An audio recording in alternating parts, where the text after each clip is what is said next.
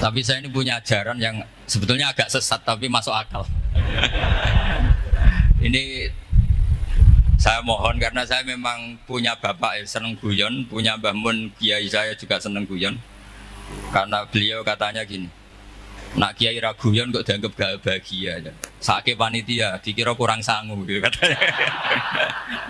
Sehingga ajarannya beliau memang sementara orang Islam wis pokoke guyon ketok bahagia dengan Islamnya, bahagia dengan Tuhannya, bahagia dengan nabinya. Qul bi fadlillah wa bi rahmati fa bidzalika falyafrah. Al-Fatihah. Bismillahirrahmanirrahim. Alhamdulillah. Ar-Rahmanir-Rahim. Surah Khairil Muhdubi alaihim wa'aladdallin. Terus niki napa niati nggih dawuhe Mu'ad bin Jabal niku ta'alu bina nu'min sa'atan. Terus Mu'ad bin Jabal teng riwayat Bukhari sering dawuh, ayo rene moro aku, ayo do iman bareng-bareng. Dados ngaji kados ngeten niki termasuk nambahi napa iman. Saya hormati juga kita hormati bersama wonten Bapak Profesor Dr. Quraish Shihab, wonten Habib Ali bin Ibrahim, Habib Husain bin Ibrahim, beberapa pengurus PSG maupun Baitul Quran, semua ada Ustadz Arifin, Ustadz Ali, semua yang saya hormati, para hadirin yang saya hormati, juga semua demonstran ini yang saya hormati. Saya ini kata orang banyak itu punya fan banyak, sebetulnya ini korban orang banyak. Karena ngaji Quran itu sulit, mereka nggak mau ngaji. Pasrah sama Pak Quraish, pasrah sama Gus Bak, terima mateng. Jadi ini kenakalannya muhibbin. Dulu korban seperti ini juga Rasulullah SAW. Itu kalau sahabat ingin masuk surga, itu ya gak suka ngamal yang berat-berat juga gak suka. Minta saja ke Rasulullah, ya Rasulullah saya minta satu hal. Apa? As'aluka murafaqataka fil jannah. Saya minta supaya jadi teman engkau di apa? Surga. Tapi yang jelas Nabi tidak jawab secara gratisan. Nabi ngendikan fa'inni ala nafsika fi kasratis sujud. Kamu membantu saya, kamu harus memperbanyak apa? Sujud. Jadi kalau ada kiai dimintai saya ingin di surga sama engkau kiai, itu nggak boleh gratisan, harus fa'inni ala nafsika bikasrotis sujud. Tapi saya ini punya ajaran yang sebetulnya agak sesat tapi masuk akal. Ini saya mohon karena saya memang punya bapak seneng guyon, punya Mbah Mun kiai saya juga seneng guyon. Karena beliau katanya gini, nak kiai ra guyon kok dianggap gak bahagia aja. Sake panitia dikira kurang sangu gitu katanya. Sehingga ajarannya beliau memang sementara orang Islam wis pokoke guyon ketok bahagia dengan Islamnya, bahagia dengan Tuhannya, bahagia dengan nabinya. Qul bi fadlillah wa bi rahmati fa bidzalika falyafrah. Lah bahagia paling gampang ekspresinya nggih guyon niku. Ngetokno di Alphard dadak repot. Ngetokno di dhuwit akeh dadak repot. Nak guyon nak murah nggih. Itu beberapa sahabat itu saking cintanya Nabi, itu cara berpikir kayak teman saya itu sering nasihatin saya, Gus ojo soleh teman-teman, engkau nak ning swarga mari bareng Mbah Mun sungkan katanya. Jadi kalau terlalu soleh kan surganya sama guru-guru kita kan ndak enak itu. Kalian kalau di surga kan nggak kebayang, mesti polanya kayak apa gitu. Lama punya istri tidak cantik, di sana apa? Cantik. Nah itu kalau jejer guru kan sungkan. Gitu. Jadi makanya kata teman saya, soleh pas-pasan ya Gus, ben swarga ini nggak sama siapa? Mbah Mun katanya, sungkan katanya. Nah ternyata pikiran itu juga ada di sahabat. Ya Rasulullah, saya puas-puaskan melihat engkau di surga. Kenapa? Saya tidak mesti masuk surga. Kalaupun di surga beda kelas dengan jenengan. Jadi para sahabat ya sadar, kalaupun di surga beda kelas dengan jenengan. Tapi pelajaran yang kita bisa terima adalah bahwa semuanya itu harus ada amal kita. Sehingga Nabi ngendikan fa'inni ala nafsika bikasrotis sujud. Maka tolonglah saya saya untuk mengabulkan permintaan kamu dengan memperbanyak apa? Sujud. Saya akhir-akhir ini sering kampanye tentang sujud. Caranya gimana? Ini sekaligus untuk anak-anak PSQ utamanya karena yang mengkaji Quran. Kata ulama, mentahbib ya, menyenangkan orang kepada Allah itu butuh bayinah. Bayinah itu logika yang kebenarannya itu cara Jawa itu jelas welo-welo, sangat jelas. Namanya al-bayinah. Saya ulang lagi ya, namanya apa? Al-bayinah. Sehingga dengan logika itu orang yang kafir saja menjadi mukmin, yang fasik menjadi soleh, yang soleh bila ilmin menjadi soleh bil ilmi atau bil hujjah. Itu yang disebut Allah, lam yakunil ladzina kafaru min ahlil kitabi wal musyrikina munfakkina hatta ta'tiyahumul bayyinah. Siapa itu rasulun minallah yatlu suhufam mutahharah. Jadi kemampuan argumentatif itu yang harus kita bela-belain. Saya di sini sangat terhormat karena saya bisa matur di depan Pak Kures. Saya dulu sering baca buku-buku beliau.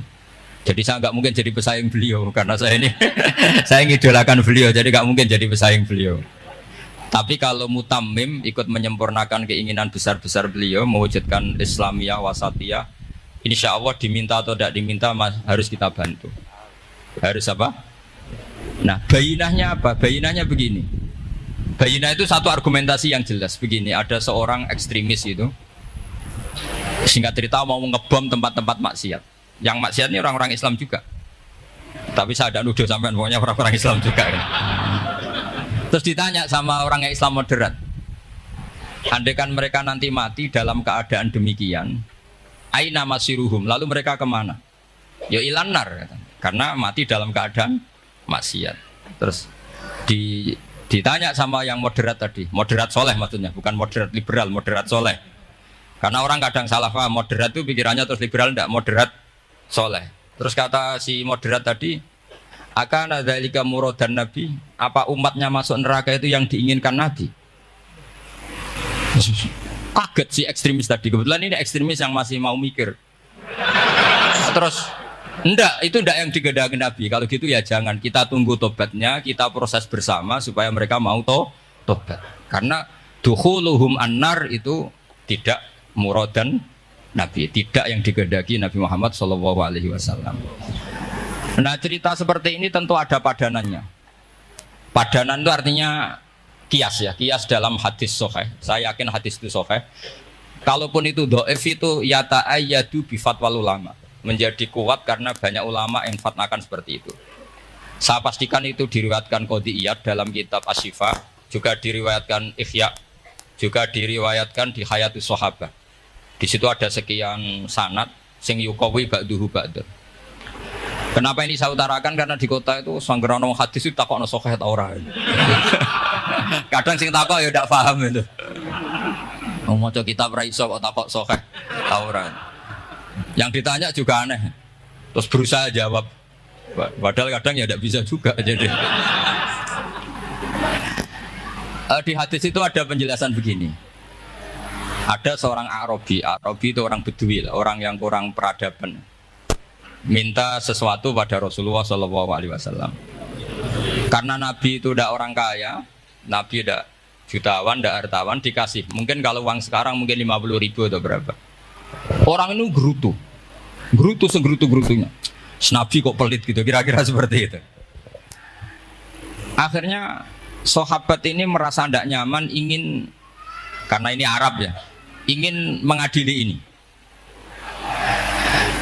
Saya membahasakan mengadili itu ya ada Arabnya, karena kadang ada riwayat misalnya fahamma ayyadribuhu, nanti juga repot, ayat tuluhu juga repot. Makanya kalau di Jawa itu kadang maknani bahasa Arab itu bingung. Dan memang baik bingung daripada enggak bingung. Karena kalau yang enggak bingung itu keliru pede. Misalnya jika istri kamu agak rewel, itu begini-begini. Terus ada kalimat wadribuhun, maka pukullah. Itu kalau orang enggak bingung langsung diterjemah mukullah, nanti dilaporkan Komnas HAM gitu. Tapi kalau yang bingung itu akhirnya tatallub mencari-cari. Ternyata di semua tafsir disebut dorban ghairu mubarrihin, ya mukul tapi yang tidak menyakiti. Jadi kekeliruan itu pasti dimulai orang-orang yang nggak bingung. Jadi ilmunya nggak cukup, akhirnya nggak bingung. Bingung itu penting. Loh betul. Nggak ada orang alim kecuali dari bingung. Karena orang alim itu nggak bisa pede. Karena referensinya banyak, kemungkinan-kemungkinannya banyak. Sehingga mesti pikiran pertama kalau ada lafadz ini maknawi apa lafzi. Ini mahmul apa enggak? Ini mansuh enggak? Ini muqayyad mutlak enggak? Ini sekaligus jadi pusat studi Quran jadi supaya teman-teman memang seperti itu. Kata wadribuhun maka pukullah. Saya masih ingat betul ketika Pak Quraisyab nulis di Membumikan Al-Quran tentang alak. Itu kalau orang ahli embriologi dimaknani alak segumpal darah itu mesti tertawa-tawa karena nggak ada dalam proses embriologi orang lewat proses segumpal apa? Darah. Tapi kalau alak itu madatul kalimah dari kata aliko ya'liko alakon sesuatu yang menempel jadi zigot yang berhasil menempel di dinding rahim itu yang jadi anak. Itu ya normal saja, memang itu terjadi. Ya barokahnya bingung tadi. Atau alak dimaknani segumpal darah tapi min haitsul jinsiyah. Artinya haitsul jinsiyah itu sejenis ini. Jadi bukan di proses embriologinya tapi di jenisnya supaya orang tidak sombong diistilahkan min alak. Tapi maknanya min jinsil alak, bukan alaknya tapi jenis alak. Itu kayak Abu Bakar. Abu Bakar itu kalau sedang bully manusia yang sombong-sombong itu. Kamu kok sombong? Kamu itu keluar min makhrajil bauli marroten gitu. Supaya orang tidak sombong itu disilakan manusia itu yakhruju min makhrajil bauli apa? Marroten. Kan kamu keluar dari makhrajil bauli berapa? 2 kali kan? Minar rojul lewat penis terus nanti lahir juga lewat min makhrajil baul. Jadi untuk mengadili manusia supaya tidak sombong diistilahkan keluar min makhrajil baul marroten. Nah mungkin alak kalau maknanya segumpal darah itu maknanya jenisnya seperti ini. Kenapa kamu sombong? Jangan digugat tentang itu proses embriologi. Kalau itu tidak ngalami itu. Jadi akhirnya barokahnya bingung itu alak dari proses embriologi maknanya apa? Aliko ya aliko alakon sesuatu yang apa?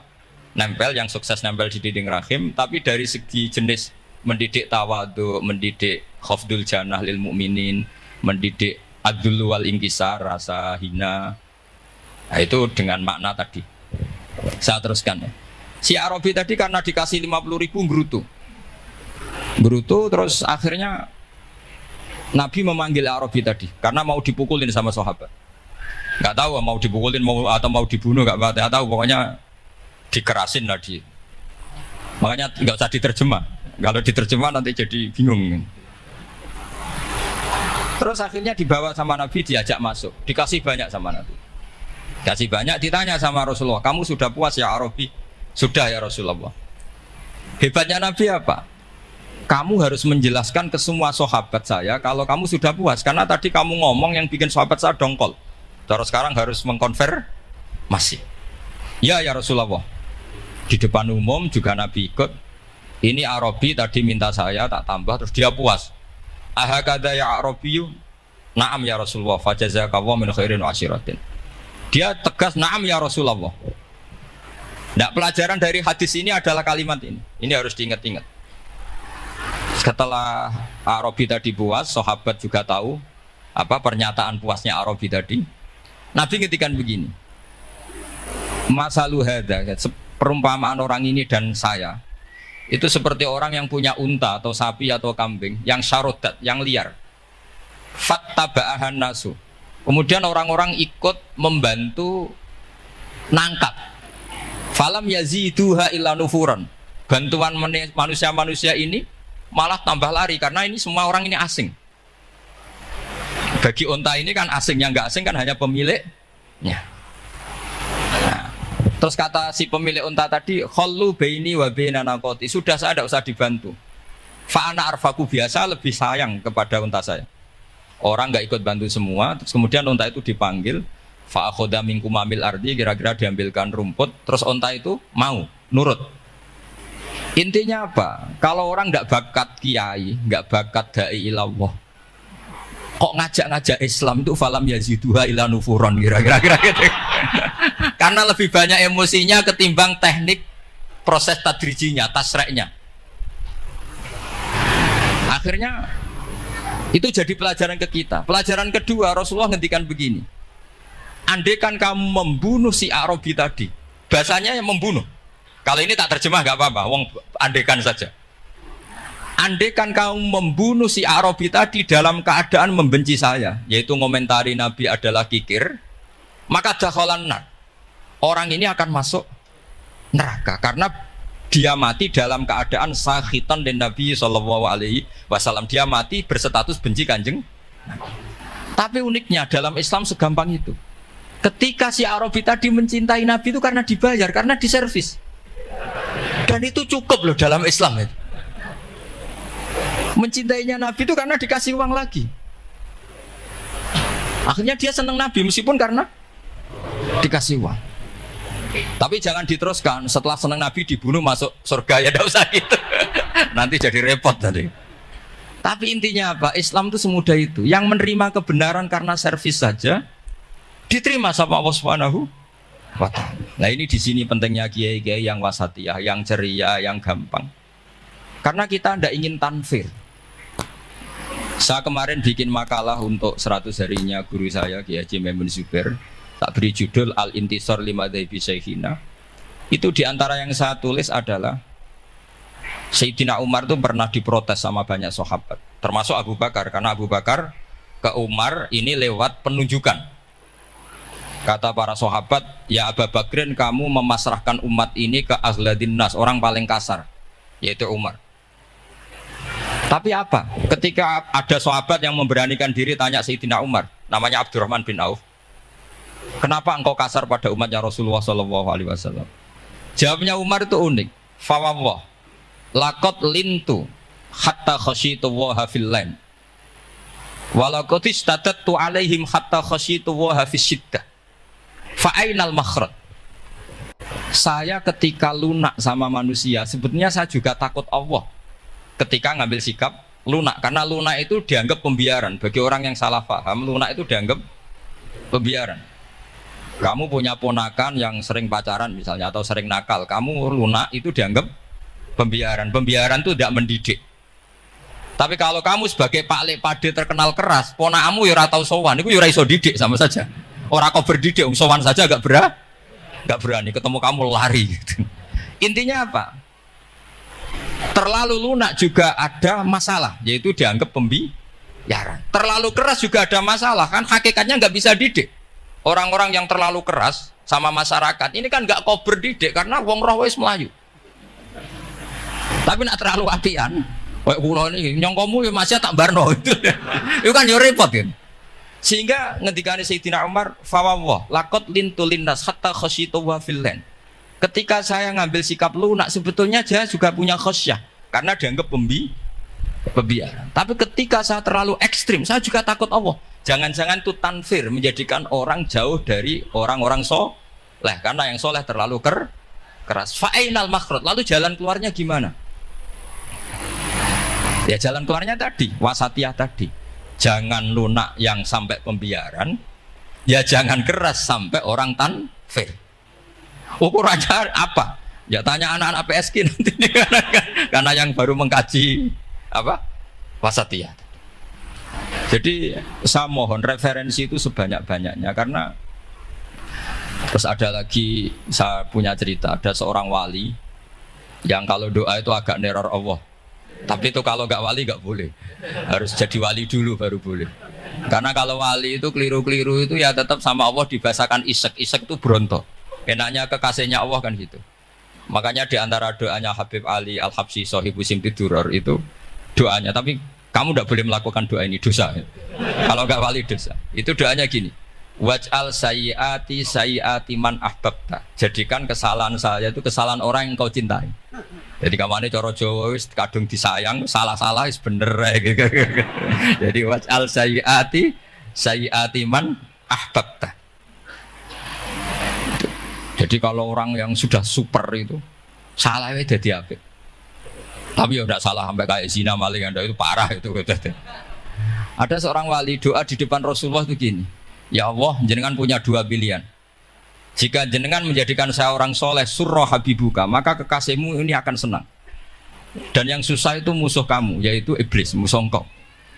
Tapi jika engkau ingin saya ini dolim, jadi orang dolim, yang susah itu kekasihmu, yaitu Nabi Muhammad SAW, yang senang musuhmu, yaitu iblis.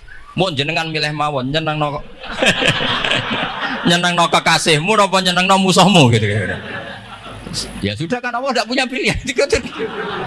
Mana mungkin Allah ingin menyusahkan kekasihnya, yaitu kanjeng Nabi Muhammad SAW.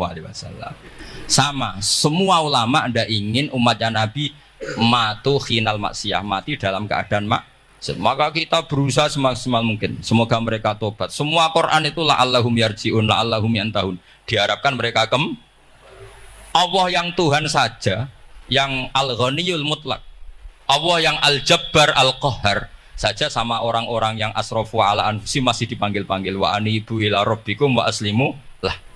Allah yang Tuhan saja memanggil yang sedang di luar dipanggil masuk. Masa kita gara-gara soleh yang over, yang sudah di dalam mau dikeluarin? Itu kan apa-apaan itu. Makanya ini pasti tak dukung Islam Wasatiyah. Jadi saya dukung itu bihujjatin, bukan karena saya hormat Pak Kores orang sepuh, itu enggak. Memang bihujjatin. Kalau soal dukung karena orang sepuh itu etika, apa? Etika, tentu saya lakukan itu, pasti saya lakukan karena itu etika. Tapi lebih dari itu karena bihujjatin wadihah, bihujjatin bayinah. Memang logikanya seperti itu. Allah yang Tuhan saja selalu memanggil yang luar dimasukkan ke dalam. Masa yang sudah di dalam dikeluarkan? Makanya kitab Ithaf, kitabnya Sayyid Zabidi itu, Sayyid Murtado Az-Zabidi, itu bab takfir, itu beliau ngeritik entek ngamek corong Jawa sampai sekian kuras. Sampai beliau mengutip fa innal imama la ayyukhti afil afi khairun min ayyukhti afil uqubah. Kowe de keputusan salah nyepuro luwih apik timbang salah nyekso. Nyepuro itu salah tetap bener. Tapi nak nyekso bener ora mesti bener. Fa innal imam la ayyukhti afil afi khairun min ayyukhti afil uqubah. Sehingga beliau terus hampir sekian kuras. Coba hadis di Muslim, di Sahih Muslim itu Usamah ya. Kalau di Sahih Muslim itu rawinya disebut Usamah bin Zaid. Tapi di beberapa riwayat ada yang menyebut itu tidak Usamah. Sehingga banyak syarah mengatakan itu ta'addudul waqi'ah. Memang kejadiannya dialami sekian sahabat. Itu ada perang gitu ketika musuhnya terdesak. Padahal musuh ini sudah memotong sekian tangan sahabat, ada yang sudah pernah bacok sahabat. Ketika terdesak dia mengatakan la ilaha illallah Muhammadur. Singkat cerita oleh Usamah tetap ditusuk sampai mati. Tapi sama Rasulullah ketika lapor, kamu membunuh setelah mengucapkan la ilaha illallah ya Usamah? Iya. Tapi innama qolaha muta'awwidan, dia mengatakan kalimat itu karena muta'awwidan, nyari perlindungan saja. Afala syaqaqta an batni, afala syaqaqta an qalbi. Sudah kamu lihat di dadanya. Kalau dia betul-betul ngomong karena mutawi dan jangan-jangan karena iman betul. Terus memangnya ketika kamu iman, orang-orang sahabat itu rata-rata kan pernah kafir. Memangnya ketika kamu iman tak curigai kan enggak gitu. Langsung saya terima, kenapa ini main curiga kira-kira. Sampai seperti itu. Saktinya kalimat la ilaha. Jadi kalaupun diomongkan muta'awidzan saja tetap sah. Meskipun ngomongnya hanya untuk perlindungan dari apa? Safe, dari pedang. Malah ada riwayat lain yang menyebutkan itu tidak Usamah di tafsir Qurtubi itu yang ya ayyuhalladzina amanu idza darabtum fi sabilillahi napa fatabayyanu wa la taqulu liman alqa ilaikumus salama lasta mu'mina. Itu kalau di riwayat Qurtubi lebih ekstrim lagi. Si orang tadi tidak Usamah, jelas pastikan itu tidak Usamah. Ada yang lain tidak Usamah. Itu bantah Nabi. Ya Rasulullah, andaikan belah dadanya orang itu saya belah, apakah kemudian saya tahu apa yang ada di hatinya? Jadi Nabi jadi dibantah. Ya rodok khawarid. Jadi Nabi masih dibantah.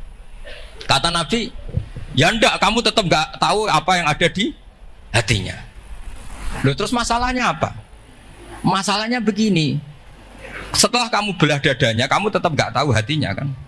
Fala anta ta'lamu ma fi qalbi wala anta tusaddiqu ma fi lisani. Jadi kowe udah di wong kacau. ngerti hatinya yang enggak, percaya lisannya juga enggak. Kan enggak ada hujah yang kamu ambil. Harusnya kata Nabi profesional dong. Nak roh hati ini rujukannya lisan. Lah ini enggak, hatinya kamu enggak tahu, lisannya enggak kamu percaya, langsung kamu pakai itu apa? Seperti saya sama jenengan kan gampang, aku raro niati sampean ngaji api apa raro. Sementing tak kongkon ngaji berarti seneng ngaji. Jadi jelas ada yang diambil. Makanya semenjak itu para ulama rata-rata itu hampir semuanya itu Islamnya wasatiyah. Karena ciri khas agama ini adalah wallahu yad'u ila daris salam. Selalu memanggil-manggil supaya orang masuk. Enggak ada ayat wallahu yukhriju min daris salam, itu enggak ada. Allah mengusir orang min daris, enggak ada. Nah, kalau sampean salahnya orang yang dicintai kayak Nabi Adam nasib sampean. Nabi Adam itu salah karena makan apa sajaratil khuldi. Kata cerita-cerita gitulah. Nanti bisa diperdebatkan. Sajaratil khuldi itu nama larangan, itu nama salah sebetulnya. Nanti tanya Pak Kures, itu kan sebenarnya gini, istilah khuldin itu bahasa setan. Hal adulluka ala sajaratul khuldi wa mulki la yabla. Jadi iblis itu goda Adam, kamu ingin mangan pohon keabadian. Jadi kalau kita istilahkan sajaratul khuldi, berarti mengesahkan istilah yang dipilih setan. Jadi masalah. Makanya saya enggak pokoknya anut-anut umum wong muni sajaratul khuldi ya ikut sajaratul khuldi. Tapi ini sebetulnya bahasa yang dipakai setan. Singkat cerita Nabi Adam itu akhirnya makan tapi tidak banyak. Makanya sebagian ayat diredaksikan dzaqo itu ngicipi. Makanya ada akala, berarti zauk juga disebut aklu, tapi aklu yang sedikit disebut zauk atau dzaqo. Nah, ketika makan itu Allah duka, tapi duka be orang yang dicintai, diwarai. Cung Adam, kowe tak warai donga supaya tak sepuro. Jadi kaya anak apa minggat wong disayang disangoni minggatlah tak sangon. Makanya waj'al sayyiati man ahbabta. Disangoni fatalaqa Adam min rabbi kalimatin fataba alaih. Makanya saya kalau baca ayat itu cek enak dadi sangoni. Maca iki jeng yo kok ben dadi minggat digani HP mbek dhuwit engko nek wis kepen mulai ya semulai. Makanya itu jadi Quran itu luar biasa. Akhirnya Nabi Adam yang benar diusir, tapi sudah bawa bekal diwarai baik pangeran. Nah ternyata apa? Maksiatu Adam itu maksiatu mu'azzimin. Maksiatnya orang yang sangat menghormati Allah. Jadi kalau kamu ingin jadi wali itu pertama harus kamu berstatus al-mu'azzim, al-musabbih. Ternyata kata kuncinya gini, kata tafsir Ibnu Katsirin. Waqo sama huma inni lakuma laminan nasihin. Saya ini kan muridnya Mbah Maimun, muridnya bapak saya. Kan nggak kebayang orang pakai namanya Allah kemudian dusta. Jadi Nabi Adam dirayu setan kayak apa itu nggak pernah tertarik, nggak pernah tertarik. Tapi akhirnya setan bilang, wallahi demi Allah, bahwa saya menyuruh kamu makan buah khut itu laminan nasihin. Wallahi, pakai kata wallahi. Terus Allah ya sudah merevisi larangan itu, sekarang sudah bilang boleh katanya. Nah karena kata pakai wawahi, terus kata Nabi Adam, fawawah wa izzatika ya Rabbi, ma dzanantu anna ahadan yahlifu bika kadiban. Ini dawuh Nabi Adam. Adam wis tak kandhani kok ora nurut alasan apa? Terus Adam atau pangeran wa izzatika, demi kehormatanmu ya Allah, fawawahi ma adzunnu anna ahadan yahlifu bika kadiban. Saya tidak pernah ngira ada hambamu, ada makhluk kemudian mencatut nama engkau kemudian dia dusta. Kenapa saya sebut-sebut nanti tadi asmane Mbah Mun? Andai kan saya punya teman biasa bodoni saya, biasa bodoni saya, nipu saya, terus bilang gini, Gus Bah jenengan ditimbali Mbah Mun, dan dia sumpah, kira-kira tak pikir apa enggak? Enggak, pasti saya langsung meskipun ya dibodoni. Karena saking wibawanya Mbah Mun sehingga saya enggak ngecek lagi orang ini bohong apa tidak. Nah, Nabi Adam saking wibawanya Allah di hatinya Nabi Adam, kita disebut wawahi. Allah sekarang halalkan itu, sudah tidak pikir panjang. Karena dia tidak pernah ngira ada orang mencatut nama Allah kemudian dia dusta. Seperti di dunia santri misalnya ada yang dipanggil Habib Ali, mosok disumpah sih, tenang tau ora. Oh, itu mesti teman yang biasa bodoni sampean lah, mesti langsung saking takutnya kan gitu. Sampean takut istri dibilangi teman, bojomu nelpon. Wah, langsung ulang. Itu mesti tidak dikonfirmasi lagi itu. Saking takutnya itu. Nah, Nabi Adam itu seperti itu. Saking takzimnya kepada Allah sehingga ketika disebut wawahi. Nah, itu yang kata kuncinya waqo sama huma inni lakuma laminan nasihin fadallahuma bihur. Itu kalau sampean teliti. Ini kesangannya Pak Kures pakai madatul kalimah itu kelihatan. Fadallahuma itu rujuknya ke iblis. Jadi Adam di situ korban terus. Kan waqo sama huma iblis sumpah ke Adam Hawa. Fadallahuma iblis menunjukkan Adam Hawa. Sehingga dia dua orang ini maksiat itu semuanya korban. Dia hanya sebagai objek. Kreatornya yaitu iblis. Tapi Nabi Adam sampai tertipu tuh gara-gara tadi. Wa izzatika ya Rabbi. Ma'adzunnu anna ahadan yahlifu bika kadziban. Ketika menyebut nama engkau, saya tidak pernah mengira ada orang nyebut nama engkau kemudian dia dusta. Saya bayangkan orang paling brengsek sekalipun teman saya kalau bilang Gus sampean dipanggil Mbah Mun, tentu tidak saya pikir lagi. Atau di pondok sini, Kang diceluk Habib Ali, ditimbali Habib Ali. Sampean konfirmasi apa enggak? Enggak kan? Apalagi ini Allah Subhanahu wa ta'ala. Jadi wong nek bakat wali. Itu begitu. Nah kalau jenis ini kok salah, itu waj'al sayyiati man ahbab. Kanjeng Nabi dalam lahirnya juga pernah salah dalam lahirnya, karena Nabi memberi izin orang-orang munafik gak ikut perang. Salahnya secara fikih adalah kewajiban perang zaman itu, karena zaman itu memang orang-orang kafir juga merangi kita sehingga kita dibolehkan merangi. Jangan hanya cerita Nabi perang berarti perang syariat jarak gitu. Nabi perang karena perangi. Jelas ayatnya udzina lilladzina yuqatalun, diberi izin bagi yang ngalami yuqatalun, diperangi baru diberi izin perang. Jangan langsung bangun tidur perang, itu enggak ada ayatnya. Qatilul ladzina yuqatilunakum, merangi yang merangi kamu. Wa akhrijuhum ya min haitsu akhrajukum, ngusir yang ngusir kamu. Jadi perang itu akibat bukan sebab. Akhirnya Nabi itu secara fikih itu salah. Secara fikih karena memberi izin orang munafik.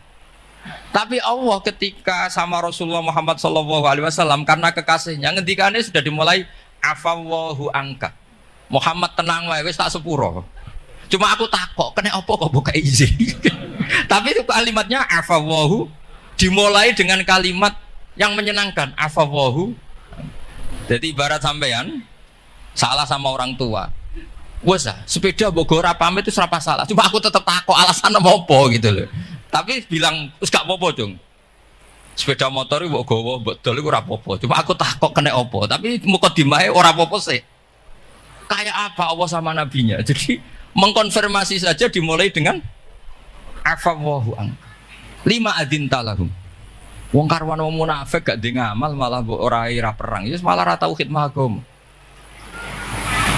Jadi makanya terus orang-orang soleh kalau berdoa apa? Waj'al sayyiati man ahbab. Ya Allah, jadikan kesalahan saya adalah kesalahan yang orang yang kau cintai.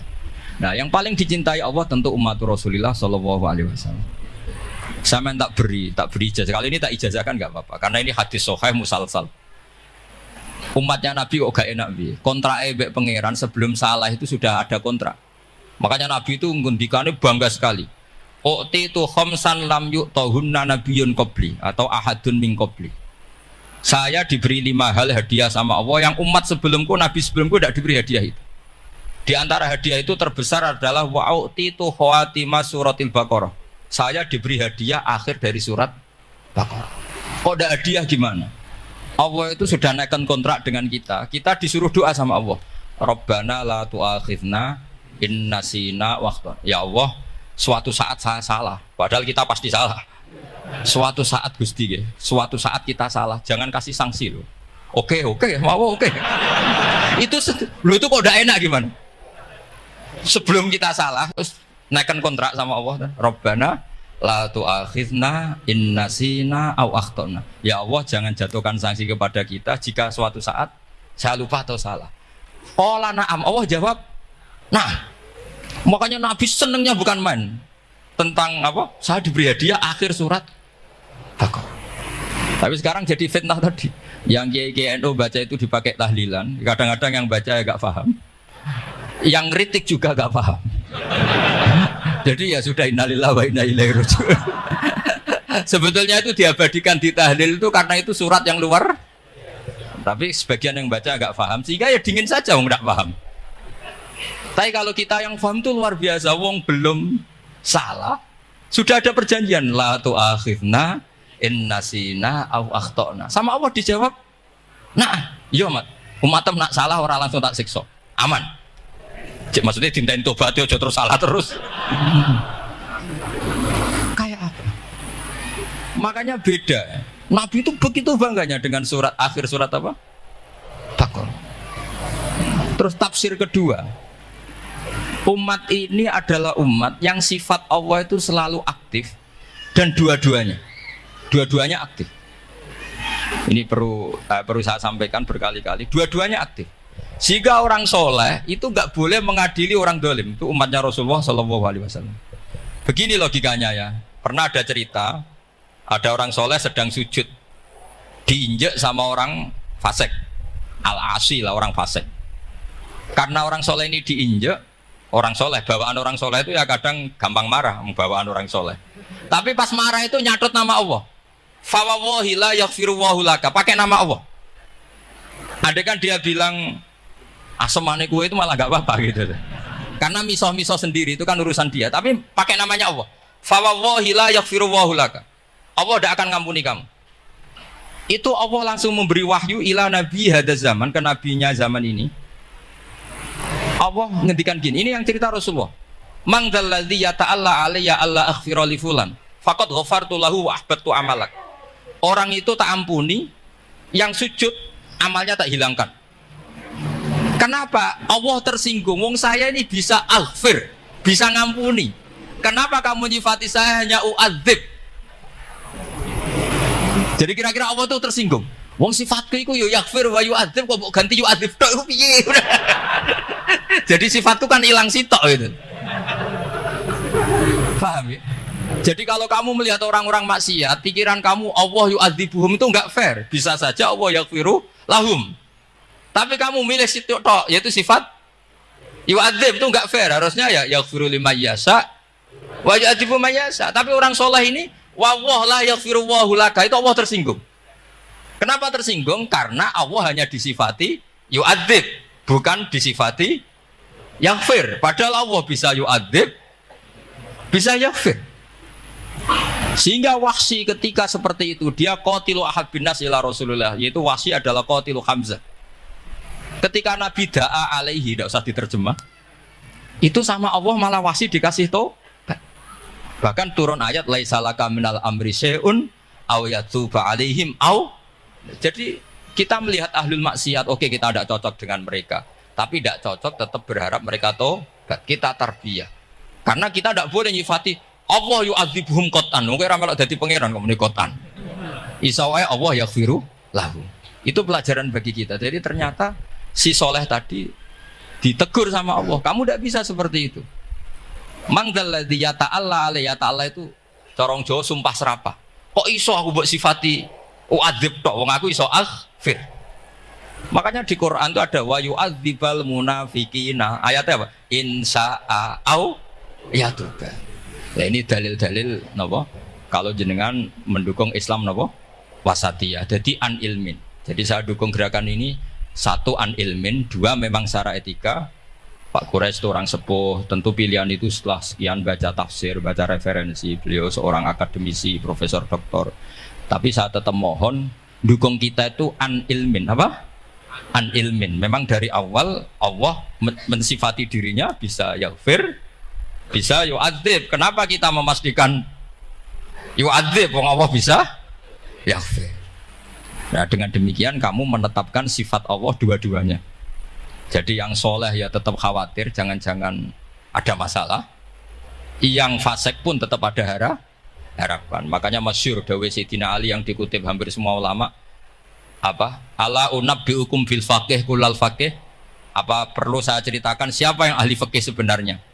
Apa kata Sayyidina Ali? Sebagian orang malah memarfukan ini ke Rasulullah Shallallahu Alaihi Wasallam. Kalaupun ini tidak hadis marfu, dawuh Sayyidina Ali pasti tercermin dari keinginan Rasulullah Shallallahu Alaihi Wasallam. Ketika Nabi Ditanya, siapa itu al-faqih kul al-faqih atau Sayyidina Ali?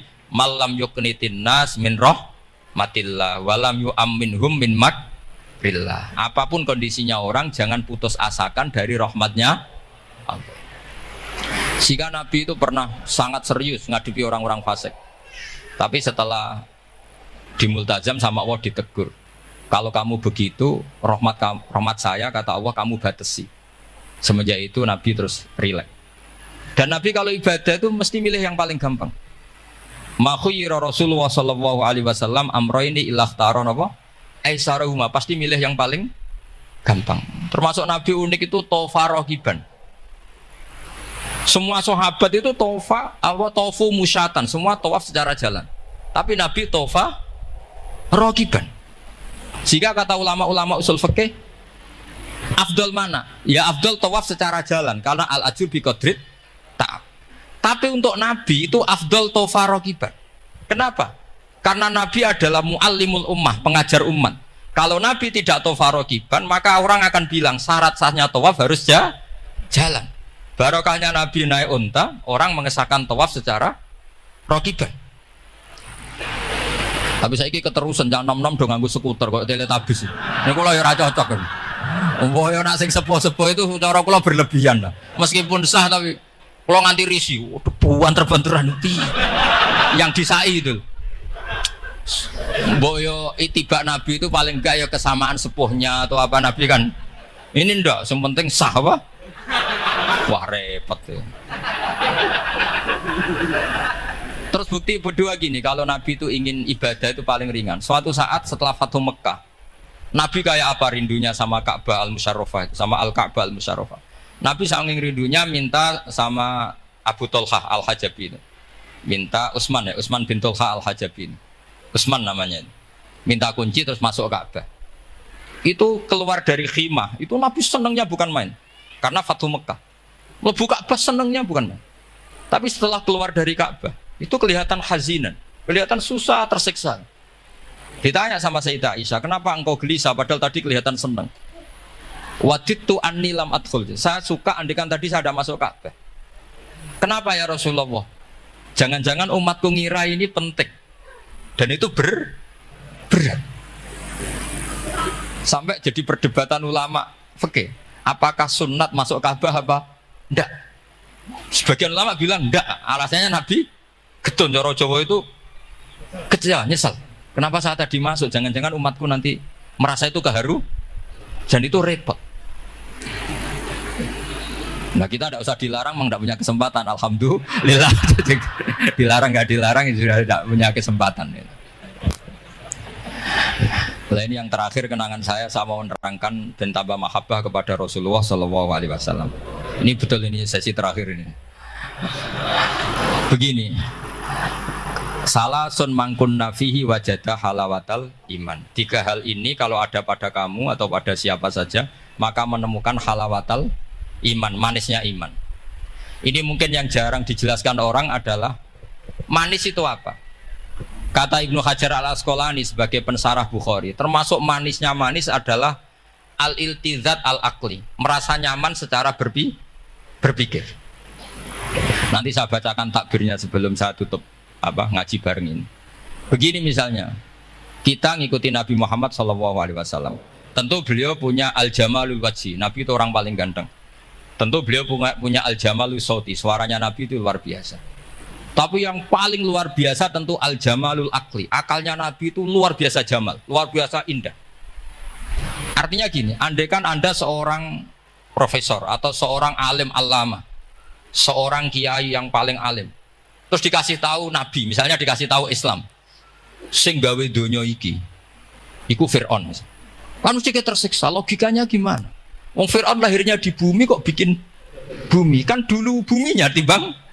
Oh mesti iso turu sampe. Iki ajaran nopo iso turu. Tapi ajaran ini mengatakan sing gawe alam raya ini Allah. Allah itu awal, Allah itu qadim. Kan terus iso turu, wis adone lah. Nek sing gawe luwih dhisik. Paham ya?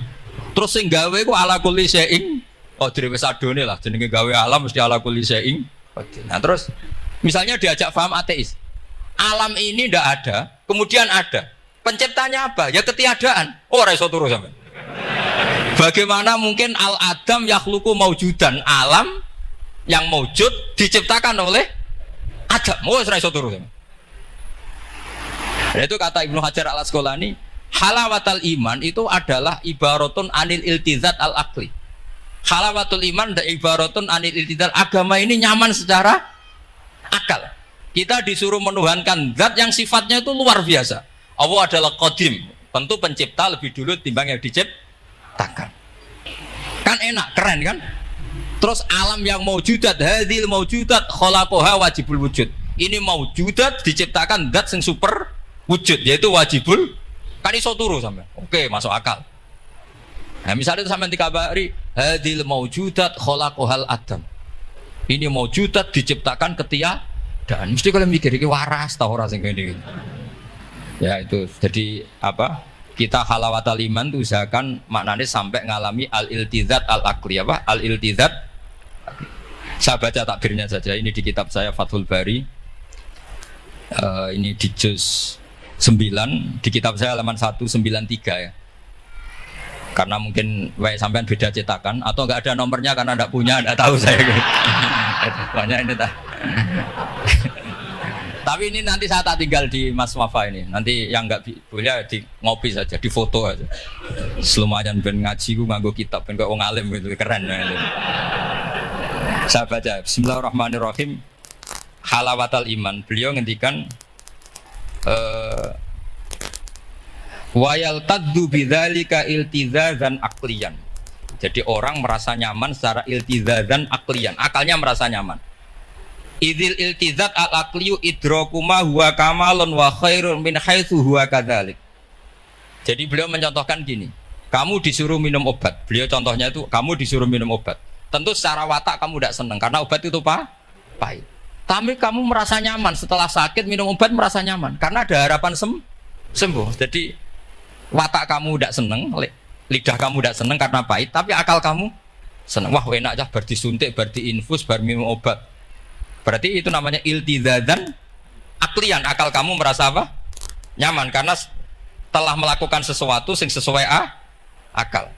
Tak baca misalnya al murad bil hubbi huwa al hubbul akli alladzi huwa itharu ma yaqtadi al aqlu salimu rujhana wa in kana ala khilafi hawan nafsi kal marid yu'afu ad-dawa bi tab'i fayan faru anhu wa yamilu ilai bi muqtado aqli.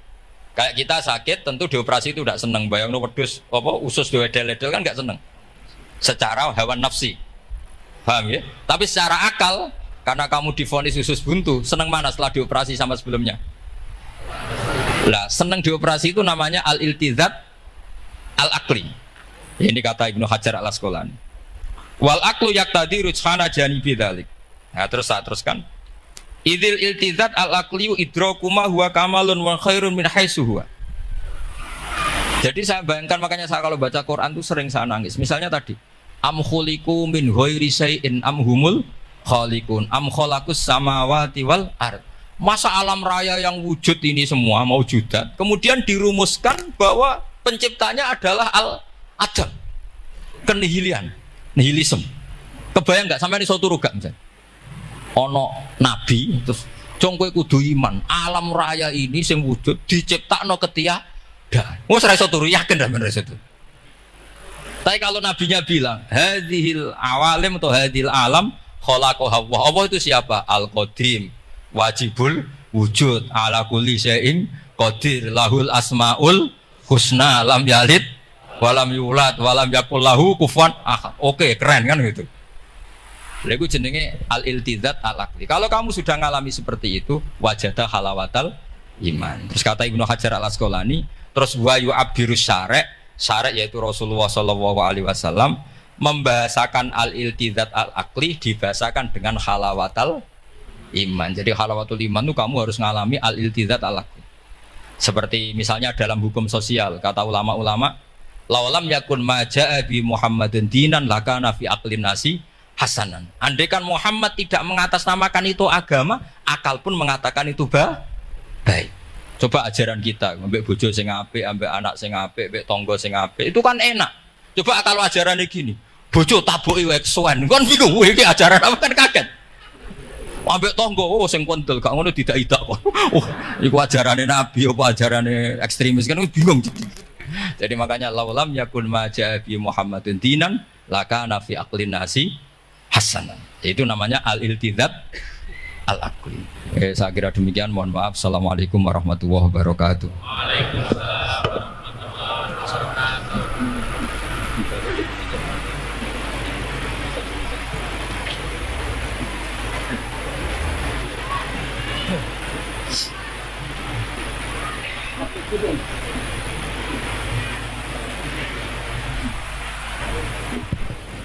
Bismillahirrahmanirrahim. Nahmaduka ya ghafur ya syakur. Shalli wa sallim ala sayyidina Muhammad wa sallallahu alaihi wasallam asma'in. Allahumma ij'alna ya Allah mutawatina fika mutahabbina fika mutabadilina fika mutanasihina fika ya Allah hatta namshiya fi ardika wa lam takun himmatuna illa kalimatika wa ihya sunnati habibika Muhammad sallallahu alaihi wasallam.